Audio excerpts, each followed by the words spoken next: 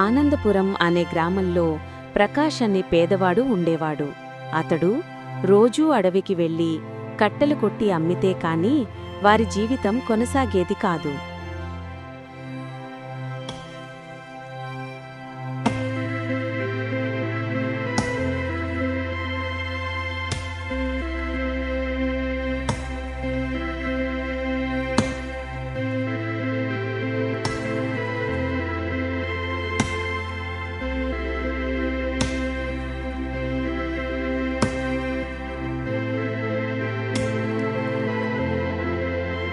ఏవండి, మన ఇంట్లో పొయ్యి వెలిగించక చాలా రోజులవుతుంది.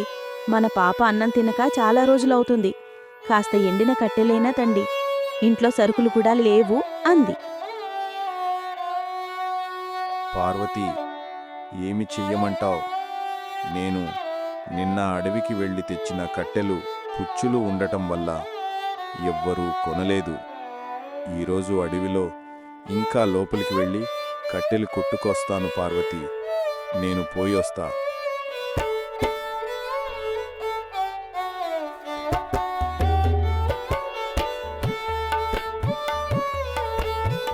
అలా కట్టెల కోసం వెళ్ళినా అతనికి మధ్యాహ్నం టైం అవుతున్నా ఎండిన కట్టెలే దొరకడం లేదు. అయినా పట్టువదలని విక్రమార్కుడిలాగా అడవి మొత్తం తిరుగుతూనే ఉన్నాడు.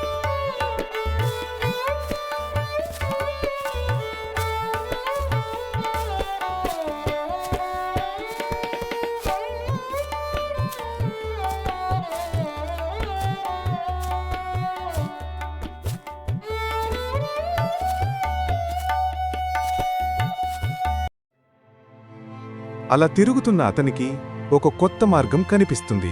అప్పుడు అతడు, నేను ఎన్నోసార్లు ఈ అడవికి వచ్చినా కాని నేను ఎప్పుడూ ఈ మార్గం గుండా వెళ్ళలేదు. కాని ఈరోజు ఈ మార్గం గుండా వెళ్ళి చూస్తాను అనుకుని ఆ మార్గం గుండా నెమ్మదిగా ముందుకు వెళ్ళటం ప్రారంభించాడు.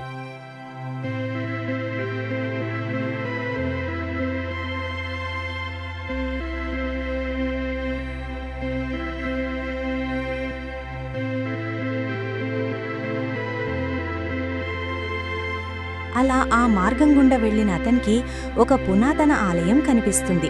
కాని ఒక ఆలయానికి లోపలికి వెళ్లే మార్గం ఎక్కడా అతనికి కనిపించడం లేదు. అతనికి లోపలికి వెళ్లి చూడాలని ఉన్నా ప్రవేశద్వారం లేకపోవటం వల్ల అక్కడ ఉన్న దేవీ విగ్రహం దగ్గర ఉన్న కుండను తీయడానికి ప్రయత్నం చేశాడు. అప్పుడొక్కసారిగా గాలి దుమారం వేస్తుంది. అప్పుడు అతనికి చాలా భయం వేస్తుంది. అప్పుడు ఒక దేవిని ఇలా వేడుకుంటాడు, ఓ దేవీమా, నన్ను క్షమించు. నేను పెదవాణ్ణి, కాని దురసపరుడిని కాదు. నిజముగా నేను ఏదైనా తప్పు చేస్తే క్షమించు దేవిమా అని వేడుకుంటాడు.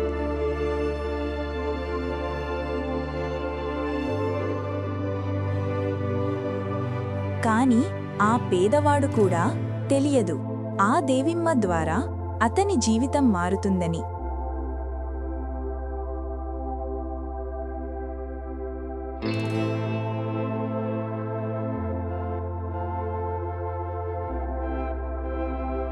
అలా అడవి నుంచి వచ్చిన అధానికి మాత్రమే పదే పదే ఆ అడవిలో దేవీమా ఆలయానికి సంబంధించిన జ్ఞాపకాలే గుర్తుకు వస్తుంటాయి.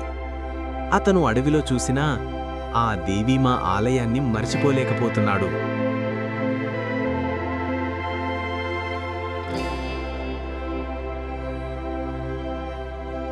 అడవి మొత్తం తిరిగి అలసిపోయిన అతన్ కడుపు నిండా నీళ్లు తాగి పడుకుంటాడు. సమయం దాదాపు 12 గంటల ప్రాంతంలో ఒక్కసారిగా ఒక శబ్దం వినిపిస్తోంది. తీరా భార్యాభర్తలిద్దరూ వెళ్లి బయట చూడగా వారికి ఎండిన కట్టెల దుంగలు మరియు సంచులలో బంగారు నాణేల మొదలైనవి కనిపిస్తాయి. అవి చూసిన వాళ్లకు ఒక్కసారిగా మతి భ్రమించినంత పని అవుతుంది. వెంటనే ఒక బంగారు నాణేల మూతను తీసుకుని ఇంట్లో దాచిపెడతాడు.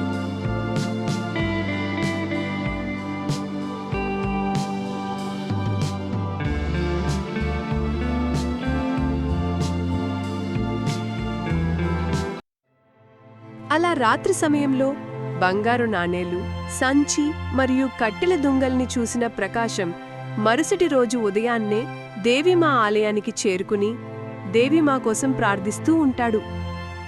అలా కొద్దిసేపాటికి దేవిమా అతని నిస్వార్థ మనసుకి మెచ్చి ప్రత్యక్షమయ్యి ఇలా చెబుతుంది: ప్రకాష్, నేను చెప్పేది జాగ్రత్తగా విను.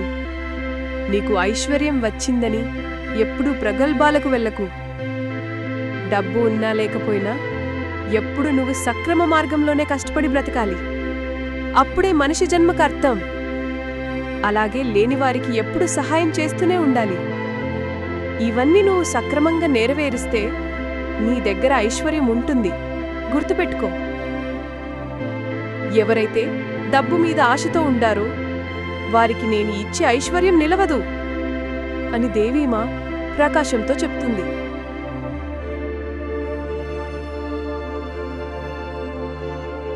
ప్రకాశంకు ఎంత ఐశ్వర్యం వచ్చినా కూడా ఆయన మాత్రమే ఒక మామూలు వ్యక్తిలాగానే జీవిస్తూ ఉన్నాడు. అతను రోజూ అడవికి వెళ్లి కట్టెర కొట్టుకు వచ్చి ఊరిలో అమ్మి హాయిగా జీవితం కొనసాగిస్తూ ఉండేవాడు.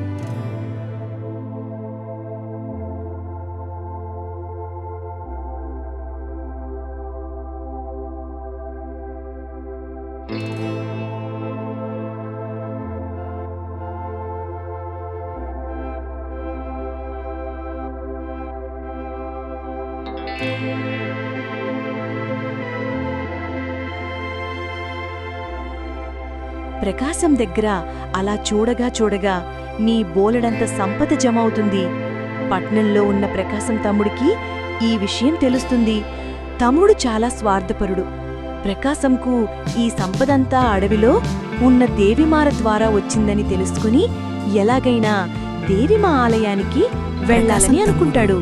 మరుసటి రోజు ఉదయాన్నే అడవిలో ఉన్న దేవీమా ఆలయానికి వెళ్ళి, దేవీమా, నేను ప్రకాశం తమ్ముణ్ణి, దయచేసి నన్ను కరుణించు అని వేడుకుంటాడు. దేవీమా దగ్గర ఉన్న కుండను తీయడానికి ప్రయత్నం చేస్తాడు. దానికి దేవీమా ఆగ్రహించి వాణ్ణి భూమిపై పడవేస్తుంది.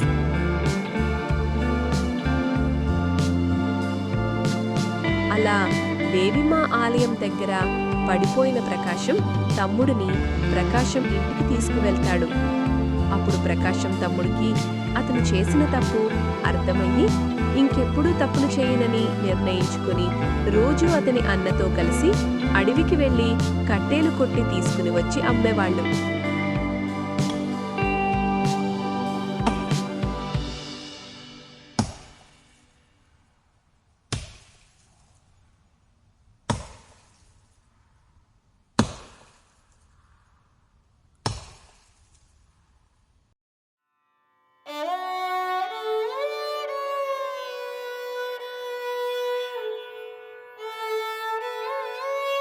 అలా ప్రకాశం ధనవంతుడు అయిన మాట వారి నోట వీరి నోట పడి అలా ఒక గ్రామమంతా చెప్పుకోవడమే కాక ఆ విషయం రాజు వరకు కూడా తెలుసుకుంటోంది.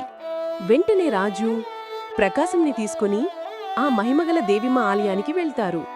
ఆ దేవి విగ్రహం చూసిన రాజుకి ఎలాగైనా ఆ విగ్రహాన్ని రాజుగారి కోటలోకి తీసుకుని వెళ్లడానికి ప్రయత్నం చేస్తాడు. కాని ఆ రాజు చేసిన మూర్ఖపు పనికి దేవి ఆగ్రహించి అక్కడ నుండి అదృశ్యమైపోతుంది.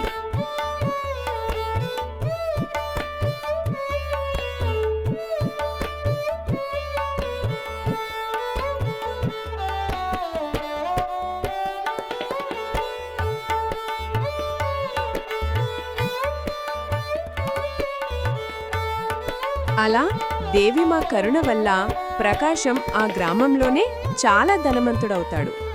అతను దేవిమాకు ఇచ్చిన మాట ప్రకారం పేదవారికి సహాయం చేయడానికే ఊరిలో ఒక మంచి బడి, పిల్లలు చదువుకోవడానికి, అలాగే ప్రజల కోసం ఒక మంచి ఆసుపత్రి నిర్మించి అలా పేదవారికి తానా వంతు సహాయం చేసి ప్రజలు అందరిచేత కీర్తి ప్రతిష్టలు కడిస్తాడు.